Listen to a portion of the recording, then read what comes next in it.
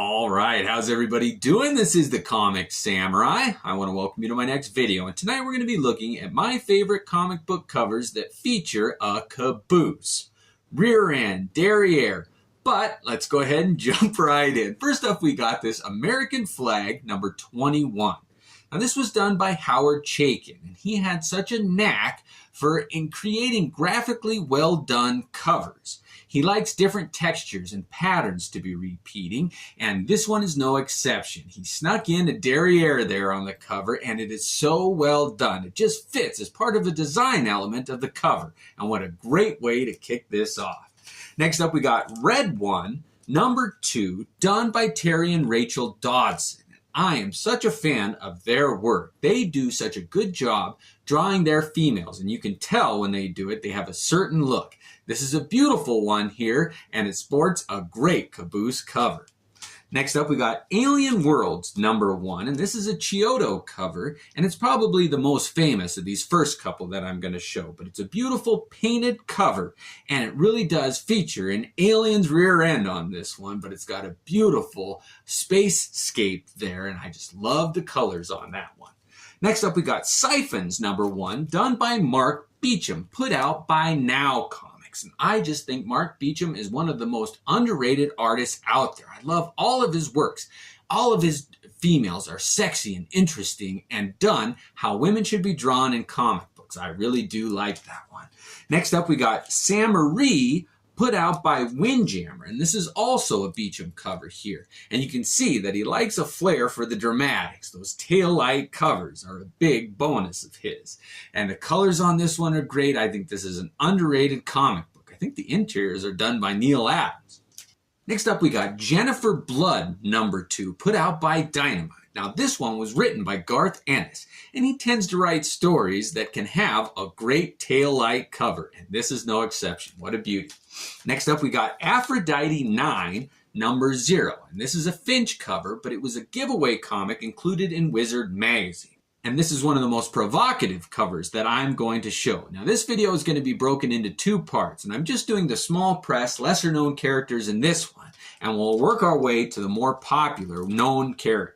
Next up, we got Alan Moore's Glory, number 2, put out by Avatar. Now, that Glory character was an interesting one. I liked when Alan Moore did the writing on it. They just went through different companies and had different artists working on it, so it lost a little bit of its momentum. But this cover here's got all the momentum I need. I like that one.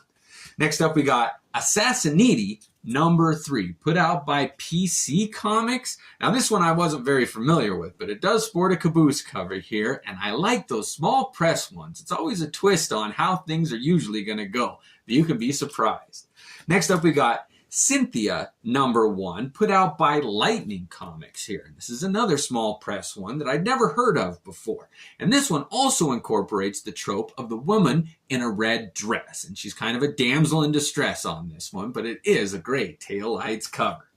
Next up, we got Ezra, number 3, put out by Arcana. Now, this one has got a noir cover. It's so dark. You really do get a tone with this cover, and I love the textures that they had. Those leggings, they really do look like leather. This is a beautiful cover, underrated. Next up, we got Shotgun Mary, Son of the Beast, number 1, put out by Antarctic Press. And I think that this story needs more attention. I love this character. The art inside is breathtaking, and this cover really is a great example of what you're getting in this comic book. I love that character. Next up, we got 7 Days from Hell, number 1, put out by Top Cow, and this one, the characters on it, I love the interaction of those two, and that low-slung dress in the back there, it really is a great Taillight cover. This is a classy one, and I like it a lot. Next up, we got Mac Afro, number 2, and this one I picked up at the San Diego Comic Convention, and I love how the artist draws all the females in this storyline. It really was intriguing. Some of those small press ones are so underrated, and this is a beauty. Next up, we got Evangeline Bad Blood, number 1, put out by Avatar, and this cover was done by Tim Vigil, and you know me, I take any excuse to show a Tim Vigil cover, and this one, those vampires on the cover there, they really do sport their taillights, and it is a beautiful cover. That Tim Vigil, I can't say enough good things about him. Next up, we got Kiss Kiss Bang Bang, put out by CrossGen, number 3. And they came out with a movie with Val Kilmer and Robert Downey Jr., and I loved that movie. And this comic really did take the same tone. It was humorous, sexy, playful, and this cover sums that up. Next up, we got Deviate, number 2. And this one is one of the more science fiction type covers. You get that futuristic clothing look here. And this one does a good job of mixing that female figure with the technology in the background. Next up, we got Codename Knockout, number 1. And I love this storyline. Every issue was funny and interesting, and it had intrigue. And this character here had great covers. Every one of them was fun to look at. And this one is one of my favorites. Next up, we got Savage Dragon number 13, and this is kind of an interesting comic book. There was another Savage Dragon number 13 that was all drawn by Jim Lee, but this was Eric Larson's version of number 13. He didn't want to break his streak, and it's a beautiful cover that features a caboose. Next up, we got Savage Dragon number 17, and these are the 2 female leads of the Savage Dragon storyline here, and they really are presented well there. I love when Eric Larson goes all out, and on this one, he tried to push that sexuality, and it worked. Next up, we got Michael Turner's Fathom number 2, and this one, the colors on it are just amazing. You've got that single solitary figure there with those hands lit up, and they're almost enough to take your attention away from what everyone's focusing on. I love that cover. Next up is Witchblade number 35, and in this one, you really get a feel for the character's personality, her body language, the way she's holding that gun. I like that she's wearing jeans too. Sometimes all the elements of a cover come together and tell you a lot about the characters that are portrayed. Next up, we got Tomb Raider number 37. And this one was put out by Top Cow Comics. And I love that character of Lara Croft. She was so interesting. She had her video games, the movies, Angelina Jolie, all of that. And it's summed up in this cover here. What a beautiful one.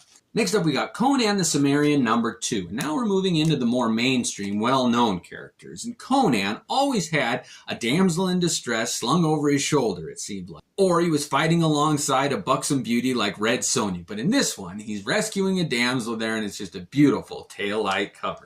Next up, we got Gen 13 number 54. And that Fairchild is such a beautiful character. And of course, one of her main characteristics is that she has like the ideal female form. The big superpower is her muscles and her strength. But in this one, she is all leg and they never end. It is a great cover. All right, I always save the best for last. Next up is Danger Girl 3D Special number 1.